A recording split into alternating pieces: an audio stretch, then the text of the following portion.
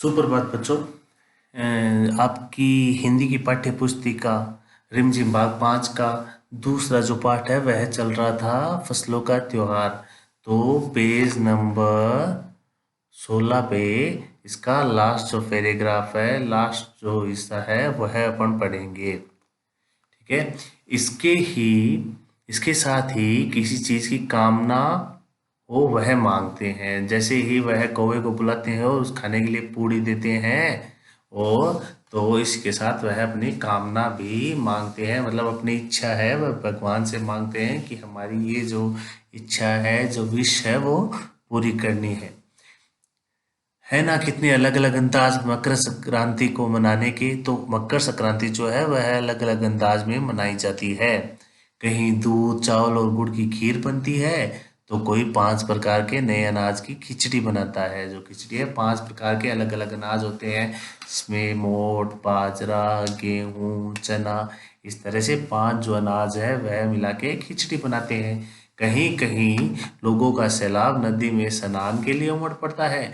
तो इसी के दौरान कुछ कुछ जो मतलब जो लोग हैं वो नदियों में नहाकर अपनी जो इच्छा है, मनोकामना है, वो पूरी करने के लिए तैयार रहते हैं और नहाते हैं।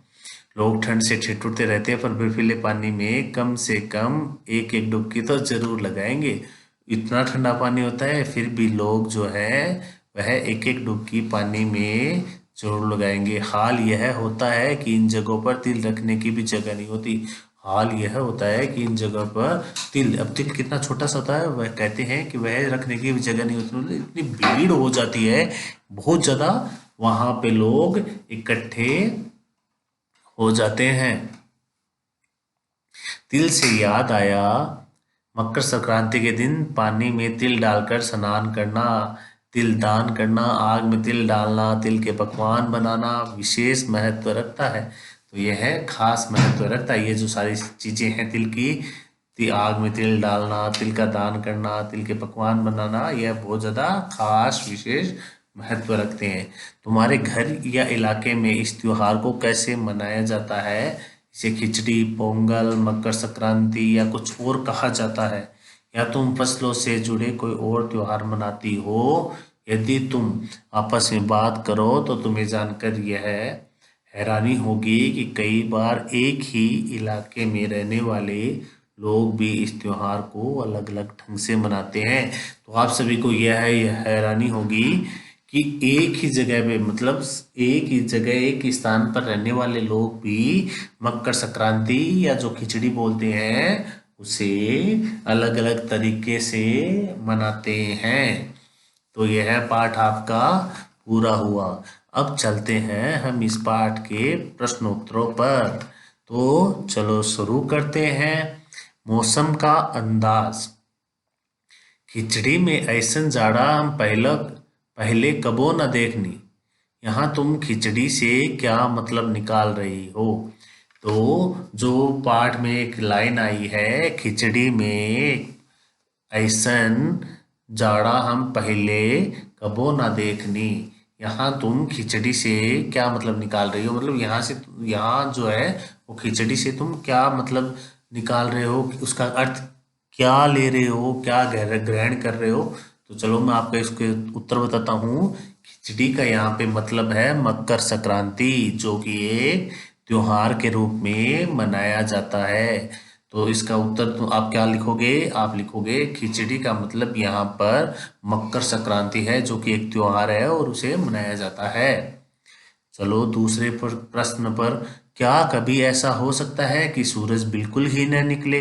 अगर ऐसा हो तो क्या कभी ऐसा हो सकता है कि सूरज बिल्कुल ही न निकले? हाँ। तो इसका उत्तर मैं आपको बताता हूँ। हाँ, ऐसा बिल्कुल हो सकता है।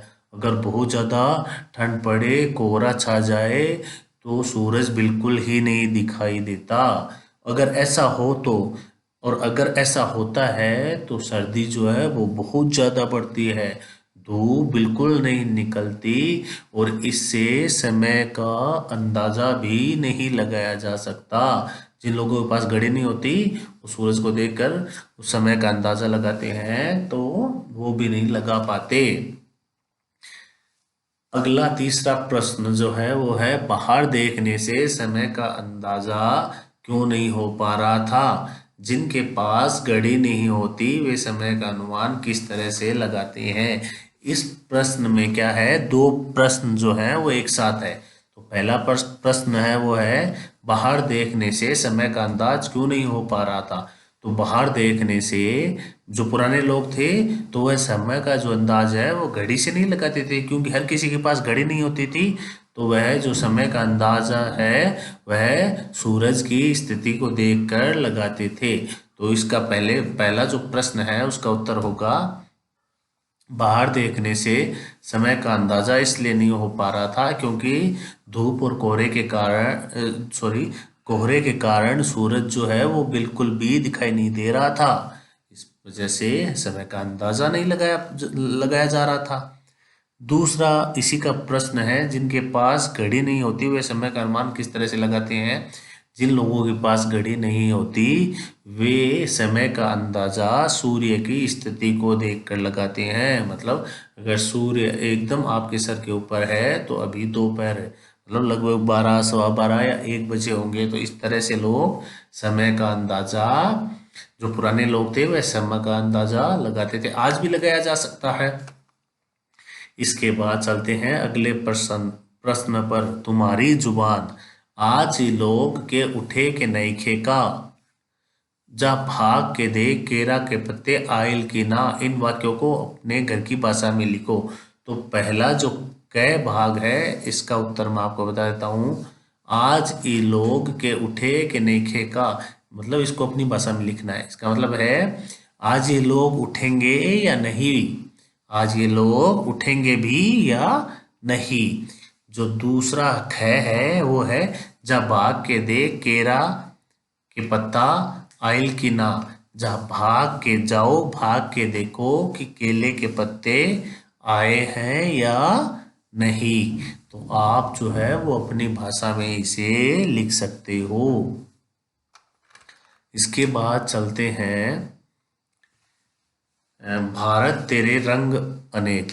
तो यह जो दो प्रश्न हैं यह आप स्वयं करेंगे।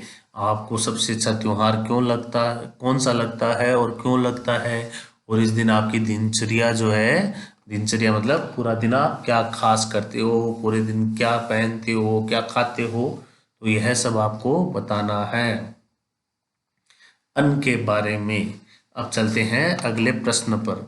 फसल के त्योहार पर तिल का बहुत महत्व है। तिल का किन किन रूपों में इस्तेमाल किया जाता है?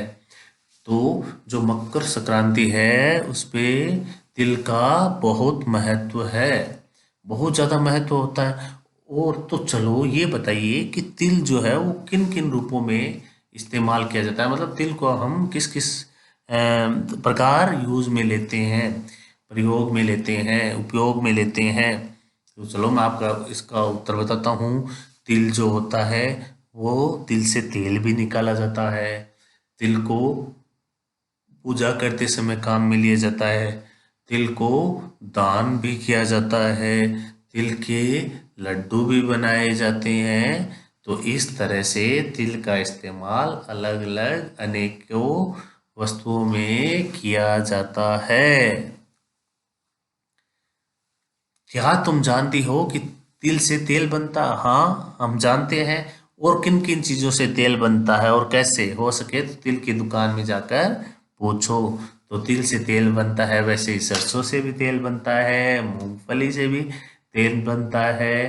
तो इस प्रकार से सरसों हो गया, तेल हो गया, सरसों का तेल हो गया, मूंगफली का तेल हो गया। तो इसके अलावा सोयाबीन का भी तेल निकलता है, तिल का भी तेल, दो मूंगफली का तेल, सरसों का तेल, और जो कुछ फूल होते हैं उनसे भी तेल निकाला जा सकता है। और आप अन्य जानकारियां जो है तिल किसे निकाला जाता है वह आप स्वयं एकत्रित करेंगे। इसी के साथ धन्यवाद। और बाकी के जो प्रश्न हैं वो हम कल उन्हें हल करेंगे। धन्यवाद।